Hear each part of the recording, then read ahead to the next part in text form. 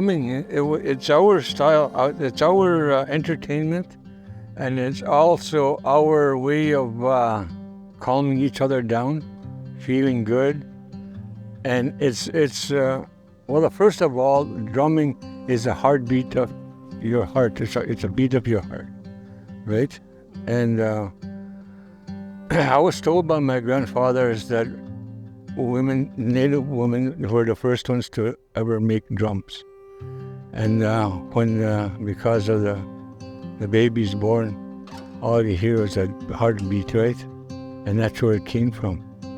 So in order for them to calm down a baby, they would sing and they hit something, and we come to the beat of a heartbeat of a drum, and that's where it started from. And then they started using that as a kind of it became a ritual thing. It became spiritual, also for entertainment. Because at the beginning, when I was told, before I started drumming and singing and making drums, my grandfather told me that a drum is when you feel, when you hit the drum, you feel the beat. And also, you sing this one song, it's our traditional tea dance song. And if you sing that song at the birth of a baby, you would sing that song. And as the child grows up, become a young fella, you would sing at this teenage party, whatever we're going to create. It's a ritual thing. So you would sing that song too. And when he becomes a teenager, and then as a young man taking a wife, you will sing that song too at the weddings. As he gets older, you will sing the same song. And then when he becomes an elder, you will sing a song for him. Same song you will sing. It's a heartbeat, it's a traditional tea dance song. And when a person dies, you will sing that same song. Because you're happy. You were happy when he was born. It became a circle. And then you're happy, he goes back where he or she come from. See, it becomes a traditional, it becomes a circle. And then you call, we have that a medicine wheel. And this is where the drum comes from.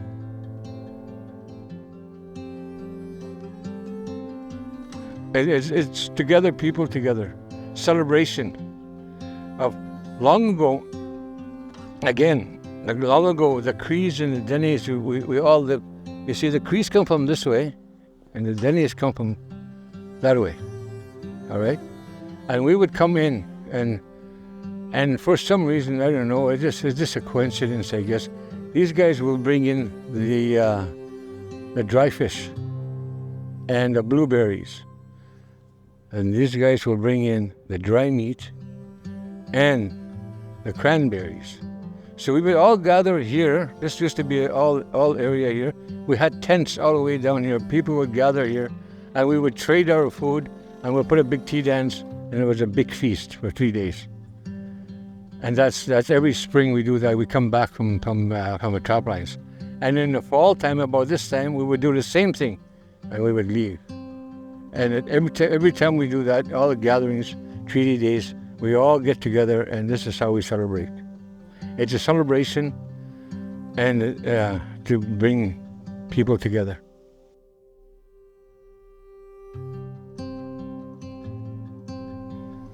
The medicines are totally, we're losing that also.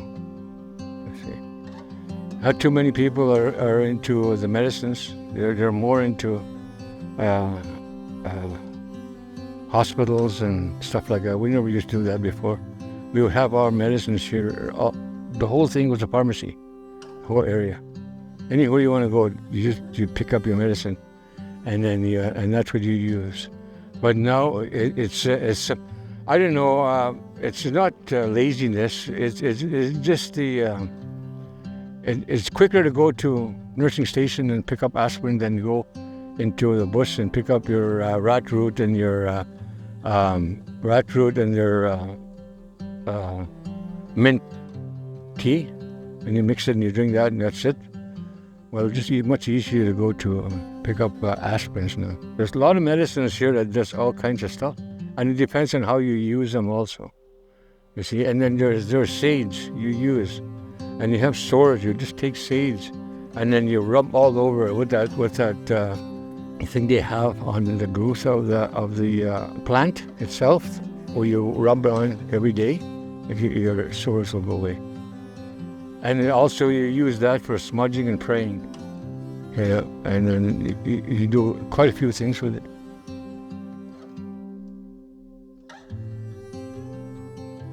We used to have that strong native culture here. When we had native spirituality, that we would go to Sweat Lodge, and we had a staking tent at one time, many years ago, for residential school. We had shaking tents. The shaking tents are also used for healing people, you know.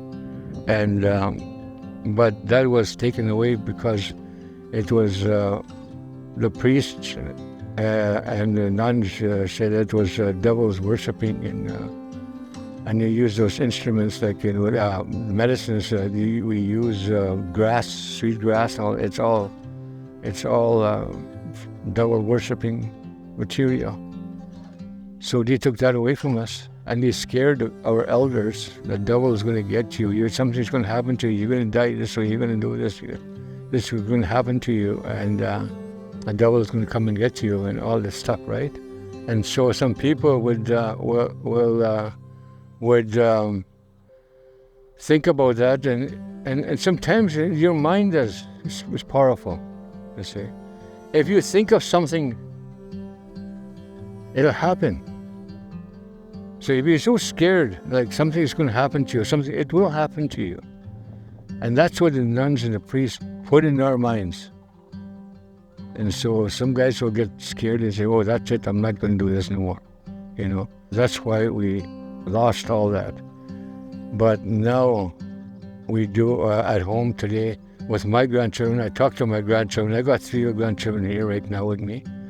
And the youngest one here, she smudges the mornings with me, and I tell her the prayers and how you smudge, and then you thank the Creator and with your mind, and you use your smudging and sweet grass, and rub your hands, thank the Creator for your legs and all that stuff, right? And she does that now, and also it helps her mind. It helps her to go on over the day, and before she goes to bed, she would pray and say, "Thank you, Creator, for giving us all this," you know.